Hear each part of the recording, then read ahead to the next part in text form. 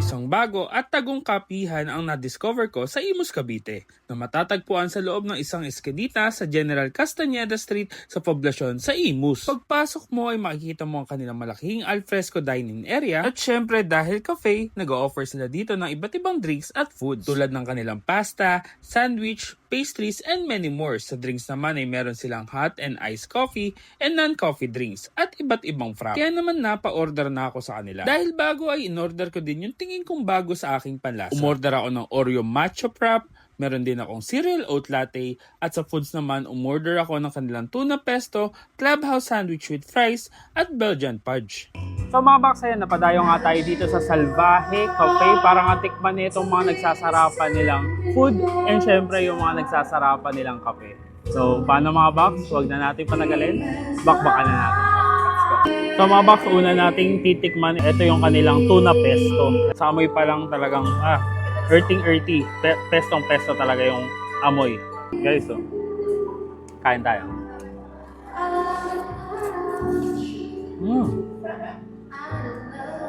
Dati guys, hindi talaga ako mahilig sa pesto. Siguro dala na rin ng edad. Kaya nahihilig na ako sa pesto. Yung pagka-earthy ng flavor nandun, pero hindi siya ganun ka-strong. Na kahit siguro bata, magugustuhan din to.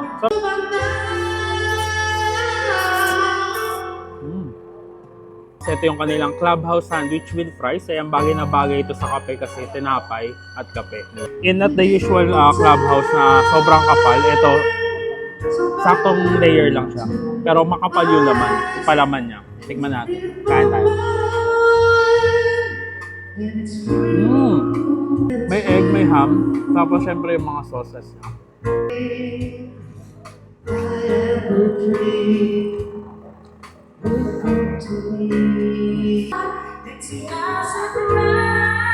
Panalo. And aside sa pasta and sandwich, and meron din tayo ditong in-order na pastry. Ang ganda ng texture ng kanilang brownies, malambot. And at the same time, chocolate na chocolate. Pero yung chocolate niya, hindi nakakaumay. So mga box, ayan, ito naman yung in-order natin pagdating sa kanilang drinks. Meron tayong kakaiba para sa akin kasi first time lang ako makakatikim nito. Meron tayo ditong cereal oat latte. Ayan, so may cereal tapos yung latte. Tapos meron din tayo ditong non-coffee frap. Ito yung kanilang Oreo matcha frap. Tikman natin. Tikman muna natin to. Yung lasa niya, andun yung matcha, andun yung Oreo flavor, and hindi strong yung matcha. Hindi talaga ako fan ng matcha, pero para sa akin, panalo to. Ito naman yung kanilang cereal oat latte. Ayan. So, haluin muna natin para malagay sa ilalim.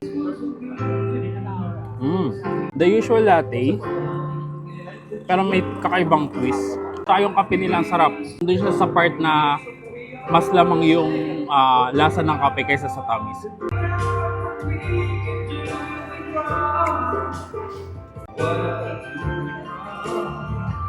Galing.